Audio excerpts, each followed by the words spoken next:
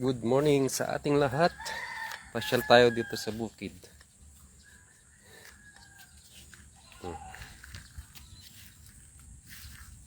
Okay. Green fields. Ganito kaganda dito pag ganitong panahon. Puro berde ang makikita mo halos. Oh.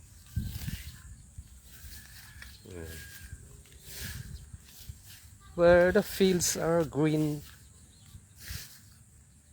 see you once again. Napakanta tuloy ako.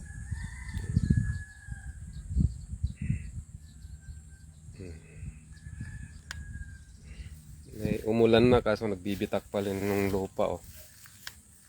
May bitak pa rin. Bitak pa rin ang lupa yan.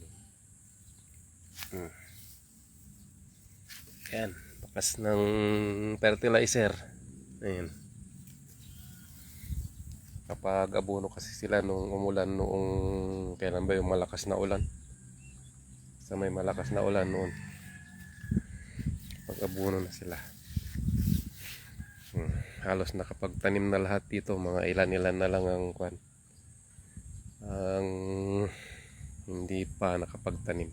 Naghihintay ng ulan.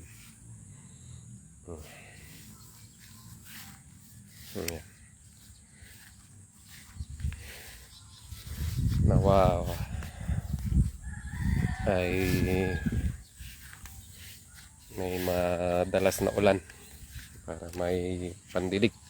Medyo maalat kasi ang mga tubig sa balon. Yung tambayan namin, no. Tambayan, malago na rin yung puno, oh. Nabawasan ko lang yung tuktok niya para hindi siya pataas ang paglaki, kundi parang pagapang siya. Yan, mga ginawa kong laruan ng mga bata. Yan, tapos may table, mga sa kahoy, may papag din, may mga DIY na upuan din. Tapos may upuan din dyan. Yan.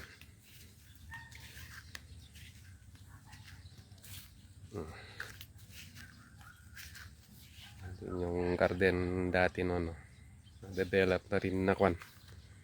Bahay na ng kambing. Ayun yung isang malaki yung mga yun. Nauna kasi silang nagkwan. Nagtanim noon. Ayan. Ayan.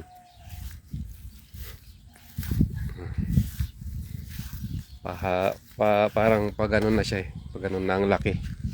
Kaya yung mga umusli sa taas, babawasan ko rin yan. Para hindi siya kwan.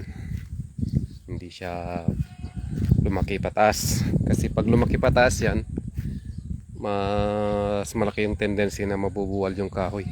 Lalo na pag may mga malalakas na bagyo. Yan o. Tanggalan ko na yan pero may tumutubo na naman. Tumutubo na naman na usbong. Ngayon katatapos kong magkape. Ayan yung kinuha ko noon sa office namin na kwan. Na bamboo. Bolo, bikal. Malaki na at may mga usbong na rin. Yan ang aming tambayan. Magandang tumambay dito, lalo na mainit pa rin ang panahon. Pagdating ng tanghali, Diyos ko, sobra. Ayan, green fields. Ito tinatanggalan ko na rin ng tawag dito, sa tuktok para hindi rin siya tumaas. Ayan. Ito mamaya tatanggalin ko na rin yan para pag ganun ang paglaki niya. Okay. Ayan, ang aming tambayan. Diba? Ganda ng kahoy, oh. Okay, thank you for watching. Good morning. God bless us all.